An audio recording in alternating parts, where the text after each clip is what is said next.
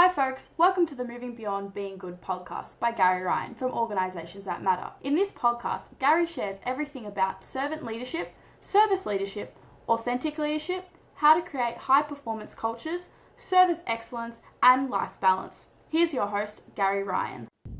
Hi folks, this is Gary Ryan and welcome to another episode of the Moving Beyond Being Good podcast. Got a very special guest today, a long-time friend in Jim Gonis, and Jim has in the last year and a half or so moved from Australia to Japan, of all places, in a leadership role, and we're going to discuss with Jim what that transition's been like, how it came about, what are some of the key lessons and what it's like to be a leader in a foreign country. So Jim, thank you for coming along today. How are you going? Hey Gary, really good mate. How are you?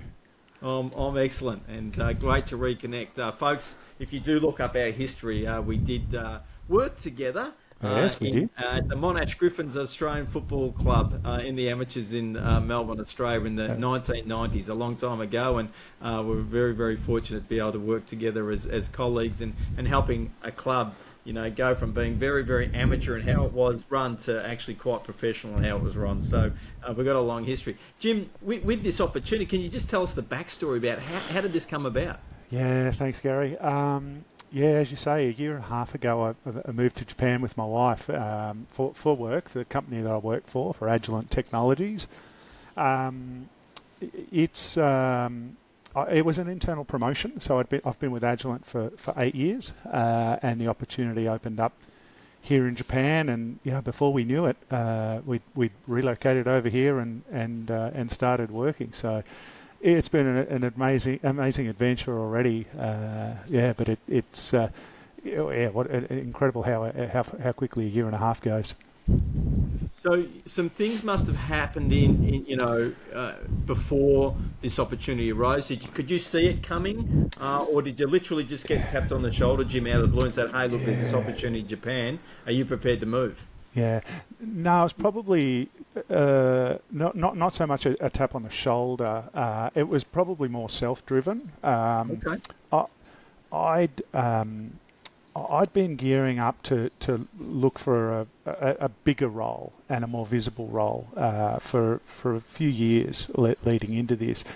COVID got in the way. That was a real. I mean, it was a hard stop. Like, of course, we were locked down for a long time, but it actually created. It became a bit of an enabler for me. It helped me. The COVID period really helped me think hard. It forced me to think hard about what I want to do next. So it was actually through that time that I really gave it a lot of thought. I thought, no, I've got to give this a go. And it wasn't specifically Japan, but the opportunity opened up, the role opened up here, right place, right time after that. But it was actually through those COVID years that it really started. That's where it was born as an idea and as a pathway. So as you say, that disruption of COVID and the pandemic caused you to do a bit of reevaluation, but you did that work though. You actually stopped and you sat down. You said, what do I really want?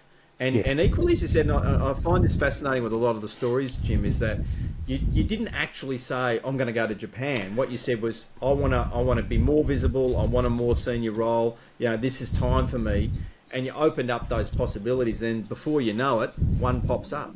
Exactly, and actually before that, there was a possibility, an opportunity that I just missed, and that actually drove me even harder. So I did so through that journey. I applied for again an internal promotion, and that time it was in the US on the East Coast, so leading our US operations in the East, and I came very close. It was a grueling interview process. I came a very close second, and I remember having a debrief with the hiring manager there. He said, "Oh, Jim, you were so close. You did everything well. It was just there was nothing splitting you." And I said to him, "Look, I feel a little bit like the silver medalist at the Olympics. That I wasn't after the silver medal. I was after the gold, and I came home with nothing." So that was really disappointing, but it also it drove me even harder because it gave me a lot of confidence to go through that whole grueling process and learn that, nah, I got this. I'm right on the cusp, and I knew that the next time an opportunity like that came up, there was actually no one else going to take it from me. I thought, nah, it's okay. I'm very, very close. I know what I want. When I see it next, I'm in this. So it actually gave me a lot of confidence by missing out that time. And then it was about 6 months later that the opportunity opened up in Japan. I thought, nah, I'm going for this. So you took a really growth mindset view of the opportunity in the US that didn't quite land out. That you got the silver medal as you described. And there'll be lots of people listening to this that have gone through a process like that, a grueling process as you described, Jim, missed out, and then going, oh well, it's just not going to happen for me. But you did quite the opposite. You said, right, I've got confidence out of I can handle this process. I know I just missed out. And I suspect you probably thought to yourself, gee, if I had done this, this, and this, I might not have missed out. So if I get another chance, in fact, when I get another chance, not if, is what I'm really hearing from you. Is that accurate? Yeah, it is accurate, Gary. I guess I'm also giving you the highlights. In amongst all that, there was a lot of, disappointment, and I was down in the dumps, some of the time. But I had to find a way, and I had to anchor on something that was going to help me through and lead me to remind myself where I wanted to go and work towards that. So, all of those things were really, really positive and true. But it was, as you can imagine, right? It was difficult, and it was actually interesting because since then I've had a lot of people in my organisation contact me who've been in similar positions, trying, sort of going for a role, missing out on a role, and I didn't make the first case that I missed out in the US very public at the time, but I share with a lot of people that I speak to now who have just missed out on the next big thing, and I say, look, it may not be that one, but it will put you in such a close position for the next time. So stay focused. Keep working towards what you want to go for. And Jim, that's such an important message because, the brutal reality is there is only one role going, and there's a heap of people. There's more, in inverted commas, losers than winners in these. It's just the way the structure works. So, you can either take away, I am a loser, or you can take away, hey, no. I mean, every bump in the road for me is a test of, do I really want what I think I really want? Yeah. And like you went, no, I actually really want this. Yes, I just missed out. So it was on the east coast of the US. Then I actually really want this level of opportunity. I want that responsibility. I want that accountability with that level of leadership. Yeah. I'm going to manifest, if you like, the next opportunity. When it comes, I'm going to nail it. And as you said earlier, no one's going to take it from me. I mean, what a powerful attitude. Yeah, and that's exactly how I stepped into when that role, this role in Japan opened up. That's exactly how I stepped into it. I'd had the little internal pep talk. I thought, no, you got this. I started from there. I started personally from a position of strength. I thought, no, that previous experience had given me a lot of confidence. As you say, I mean, I was up against 100 others. And I came a very close second. I thought, no, that's going to help me both personally, but also because it was internal. So it did help that others in the organisation also recognised that I had the ability to do this. So globally, how many folk in the organisation, Jim? There's around 15,000, I think. Okay. Stats. But we're a big organisation. We're about $5 or $6 billion organisation globally. With a lot of operations in most countries of the world. So it's a good opportunity at this point to give your organisation a bit of a plug. Yeah.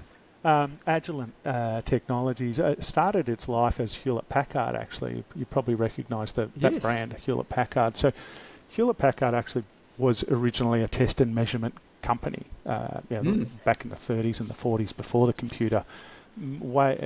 Throughout those years developed into electronic components and those types of things.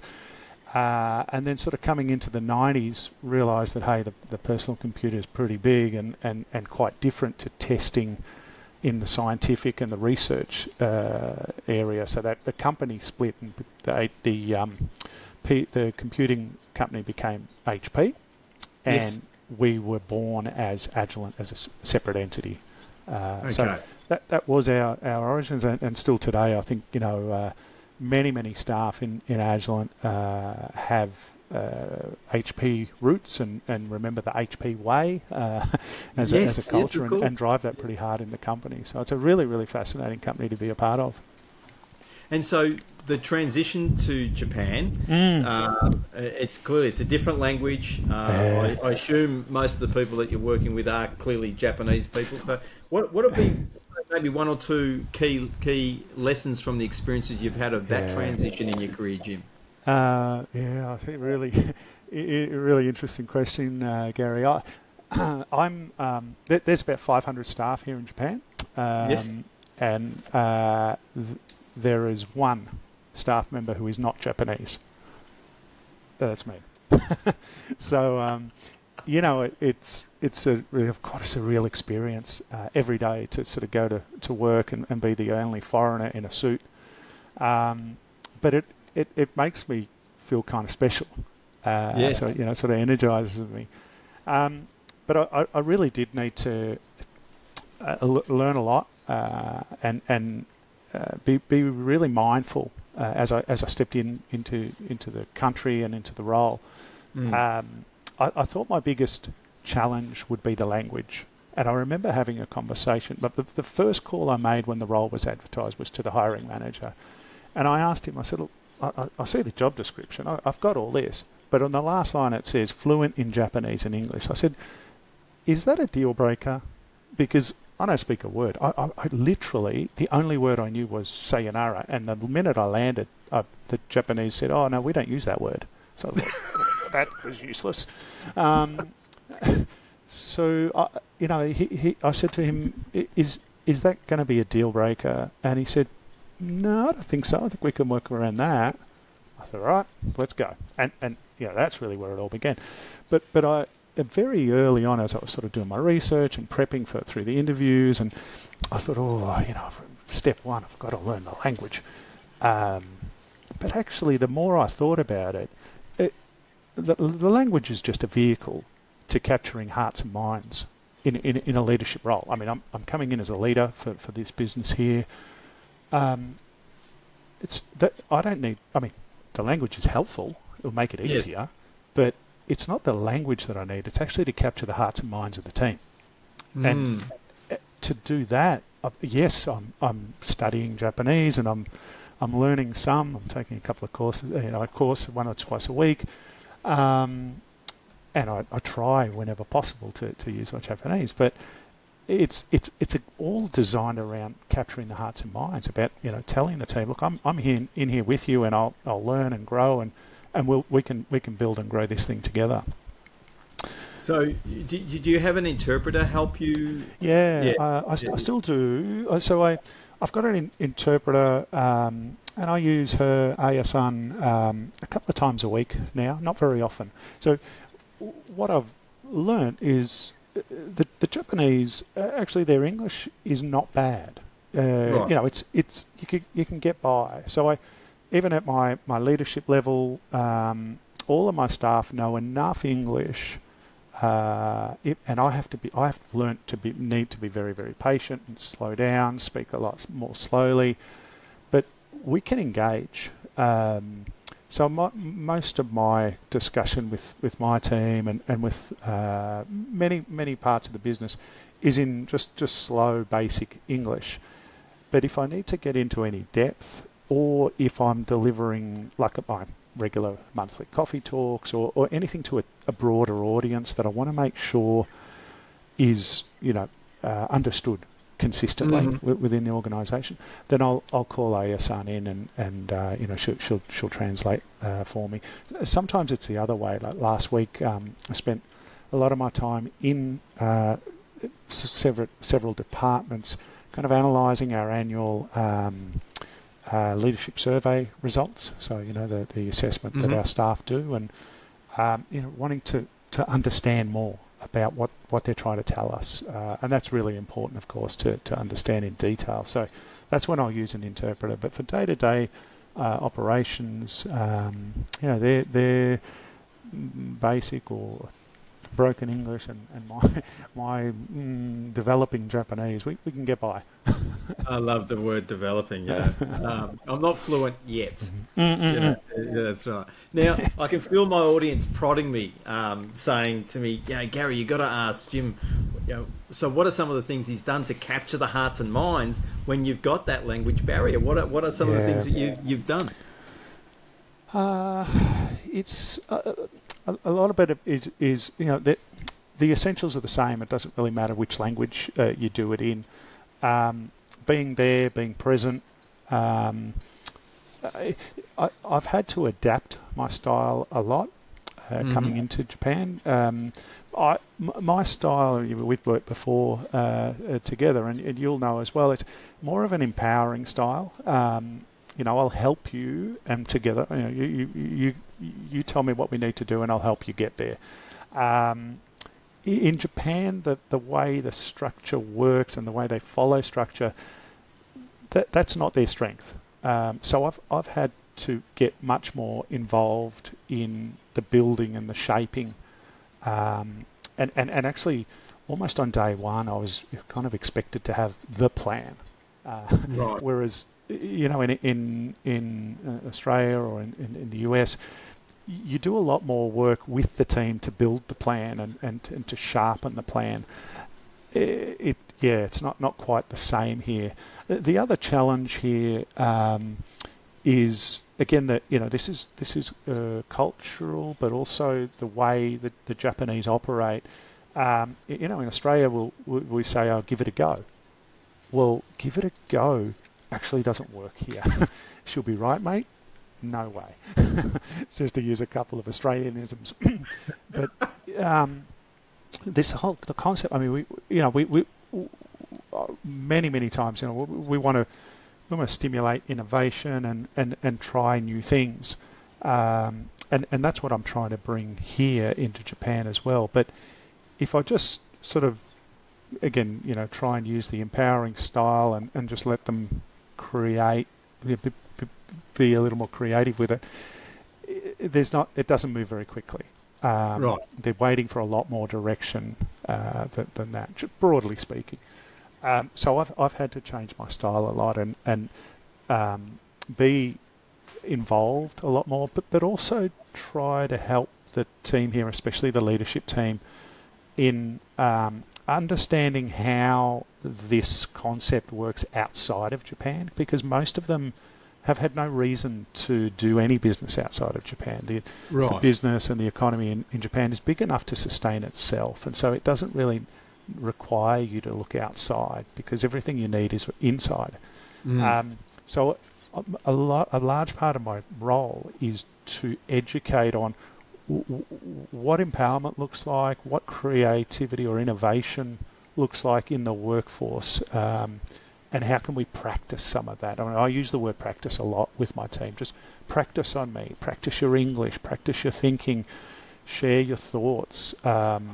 It is a bit of a different concept here, but I think they're starting to understand and see now how that works outside of Japan. And like I keep reminding them, we're a US multinational, so we're actually an American company in Japan, even though we're all Japanese.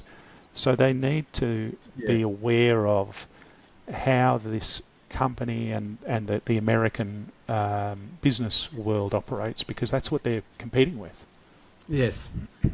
And the practice word, it's fascinating, Jim, that in a lot of my consulting work, even actually here in Australia, the idea of practice is not something that people practice very much. No. And it's such a powerful thing to actually do. I mean, most of the time people are practicing, in inverted commas, on the actual client or the customer. Real time.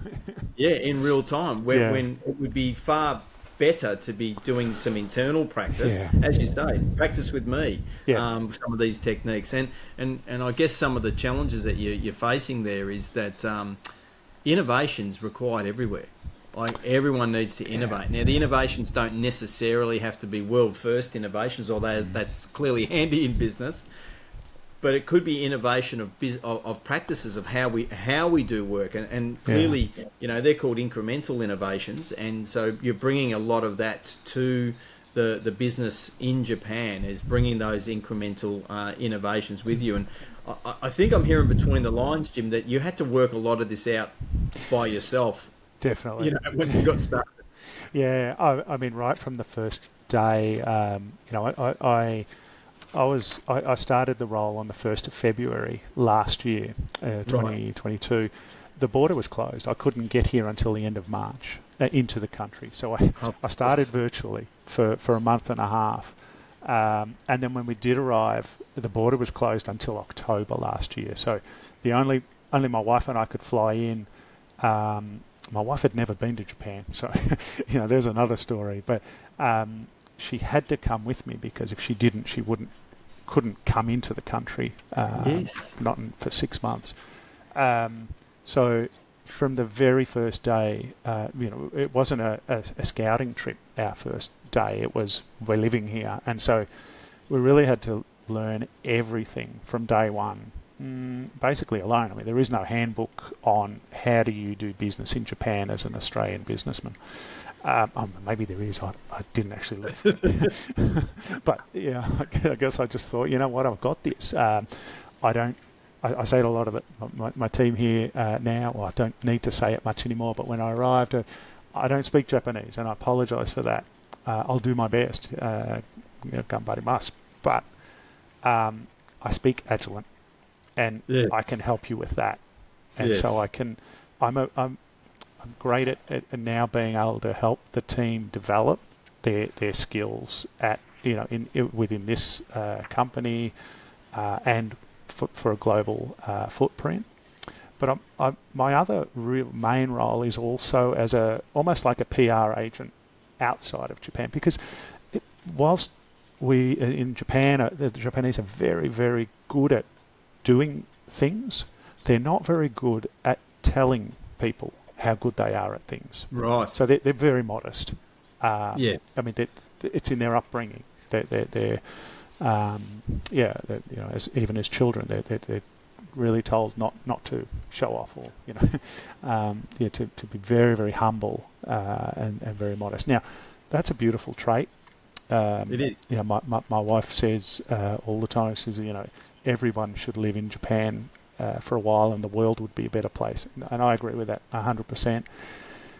But also in business, as I keep reminding my staff, you are competing with the Americans and the English and the Europeans, exactly, who are very good at projecting all of the positives that they do. So we've got to be better at that as well, to telling our story outside of Japan. And it's just storytelling, isn't it? Yeah. And again, I can feel the audience poking. I know that you've got 2 adult children, and they've not come to Japan with you, so that's a pretty significant element too of your story of this move. So what can you share with folks about that? My most vivid memory of this whole journey was a night on the dinner table during COVID, or sort of at the tail end of it, when I'd said we sat down, my wife and I sat with the kids. Actually, it was through the US experience that we didn't quite get to. And both Jeremy, our son's 24, and our daughter Ruby's 21 now. So they're kiddos. And both of them had started to kind of talk about, what if we move out of home, and I'd sort of said to them a couple of times, I said, Mum and I might move out of home before you two do. And so we sat down at the dinner table one night, and I said, kids, what do you say if Mum and if I got a job in the US and Mum and I moved out there, would you come along? And they both and we had a really adult conversation. Yes. And they both said individually said, no, I don't think so, but we'd love to visit. So go for it. And then 6 months later, that same conversation happened at the dinner table about Japan. And both again, I put it out there for them. I said, well, what about Japan? And both were a little more interested. They're like, ooh, maybe no, but yeah, we will visit often. So yeah, that was a lot of we had to go have a serious conversation, but it was all a really important part of the process. I think, did I see you had your own parents out there recently? Yeah, you did. Yeah, I mean, we'll talk about highlights. Yeah, my dad's 85, mum's sort of close to 80, and you know, they haven't travelled anywhere over 10 years and really aged. And you know, I know they thought, okay, you're heading to Japan. That was probably the most difficult conversation, although my mum did say at the time, you know, when I told her we're going to move to Japan, she said, oh, are the kids staying? And I said, yeah. She said, oh, that's okay then. But they were so happy to come to Japan. It's just something that somewhere they never ever thought they would be. So, and at that age, you know, it was such a thrill to just show them around and just to experience a little bit with them together. What a gift, you know, a gift to give your parents, you know, at their age. And you know, are there any things that we haven't mentioned that are, you know, like if someone was considering, not necessarily to Japan, because as you say, it could be anywhere, but you know, someone that's, you know, fairly, you know, well into their career, you know, maybe into their mid to late 40s or in their 50s, and they're thinking about the next step. You know, is there one or two key takeaways that you'd like to share with them, Jim? Yeah, I'd always say, you know, we have a little motto at home: try new things. We used it as the kids were really little when we travelled with them. We just said, you know, there's rule number 2 it was. Rule number 1 was don't get lost. The second one is try new things. But I still try and live that all the time, and you know, here it is. But I'd encourage everyone, and especially as you say, at this stage of my career, you know, I've still got years left and a lot to give, but a very different stage of my career. You know, I'm doing a lot more coaching and developing and than I was 10 or 15 years ago. You know, back then it was really about establishing and building a brand and a personal brand and you know, a strategic style. Now I feel I've found that, and I've tested that in a few areas, and I think most people at my stage of my career would be similar. We're quite confident and comfortable in what we know and about how we can do things. So you can actually take that and teach others in another environment. So if that is what you're interested in, I'd say go for it. I see a lot of expats here, of course, and around the world now, and most that I see are of the 10 or 15 year younger bracket, where the kids are in primary school. It's sort of a little bit more mobile. They can do the expat life without breaking the kids, and then sort of bring them home later on for high school or uni or whatever, if that's the choice. That is, you know, we didn't do it that way. I've always been based in Melbourne before this. So that is a way to go, but I would definitely encourage people at, you know, at this stage, you know, if your kids have sort of grown up, you've got something to give, and you can share that with others. I'd go for it. Try new things. I think Carol Dweck, who founded the term, you know, she's a psychologist, founded the term growth mindset. Try new things would probably be up there, subtitle for her work without any shadow of a doubt. And I think this is really important, is as you said, I've still got a lot of time left. Like when people get into their late 40s and early 50s, if you're in Australia, an Australian male can expect to live to 80 on average. So obviously live a lot longer than that.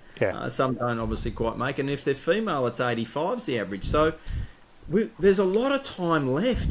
And this idea of, you know, some people start looking towards retirement, and you know, their goal is, I just want to get to retirement, and you just see the life getting sucked out of them, like they're just sort of parking the bus and waiting, but that impacts so much of what goes on in the rest of their life. Whereas you are just up and about, you know, you're going and you're in sunflower field. Just seen some amazing places. You know, beautiful fireworks and, you know, obviously you've got the constant challenge, Jim, of the communication, but you've worked out how to do that, and the both of you just having such a wonderful time. You know, the kids are coming over to visit, the parents are coming over to visit, and you know, you're a leader of leaders now, so you're not leading frontline people, you're a leader of leaders, so you're doing strategic level work, you're trying to influence even culturally how they work, but being respectful of that along the way, setting that in the global context, which is Agilent's reality in Japan. And these are important things to do and not easy to do, but I sense that your brain's just popping constantly. Is that a fair description? Absolutely. Every day's an adventure. It's just amazing. Yeah. You know, and again, just seeing your wonderful smile, Jim, and I can feel your energy too about this role that you're doing. So, is there anything we haven't covered that you'd like to share with the audience? Oh, I don't know. Gary, I think we've covered a lot of areas. You know, you sort of had me digging deep into thought and you know, trying to summarise a year and a half. But it's been an amazing journey. Yeah, it's absolutely been an amazing journey. Now, Jim, I'd really like to thank you for coming along the Moving Beyond Being Good podcast. And folks, check out all the episode links for details to be able to follow us and catch up with us on the Moving Beyond Being Good podcast. Once again, this is Gary Ryan, and I look forward to working with you next time.